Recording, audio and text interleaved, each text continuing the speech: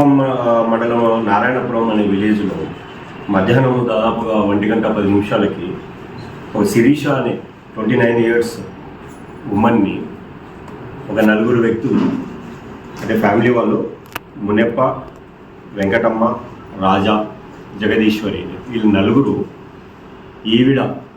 ఈ శిరీష అనే ఆవిడ వాళ్ళకి ఒక 80,000 రూపీస్ అప్పు ఉందని చెప్పేసి ఆ అప్పు కట్టమని చెప్పి వాదులాడుకొని మీరు అప్పు కట్టేంత వరకు నేను ఊరి నుంచి పంపించమని చెప్పేసి ఇంటి వద్ద ఉన్న ఒక వేప చెట్టుకి కట్టేయడం జరిగింది. తాడుతో కట్టేసి కొట్టడం జరిగింది ఆవిడని.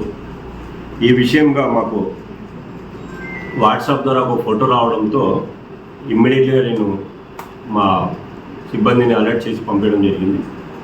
మా సిబ్బంది అక్కడికి వెళ్ళే టయానికి ఆ అమ్మాయికి కట్లిప్పేసి కూర్చోబెట్టి మాట్లాడుతున్నారు ఊళ్ళో కొంతమంది.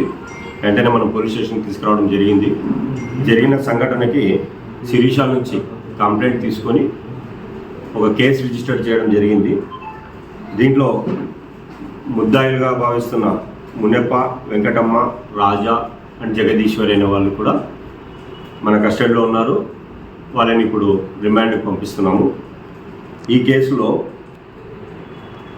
126 Clause 2, 118 Clause 1, 115 Clause 2, 351 Clause 2 and 109 BNS Act read with 3 Clause 5 case register చేయడం జరిగింది. That means attempt to murder case కట్టడం జరిగింది. దీని పూర్వపరాలు విచారిస్తే ఈ శిరీష అనే అమ్మాయి తన భర్తతో, తిమ్మరాయప్ప అనే భర్తతో ఆ విలేజ్లో, నారాయణపురం విలేజ్లో గతంలో ఉండేది. ఒక 3 years బ్యాక్ వాళ్ళకి అక్కడ ఎక్కువగా అప్పులు చేసేసి తీర్చలేక ఎక్కువ మొత్తంలో లక్షల్లో అని చెప్తున్నారు. ఇప్పుడు నేను విలేజ్కి వెళ్ళి ఎంక్వైరీ చేయడంతో లక్షల్లో ఎక్కువ అప్పులు చేసేసారు.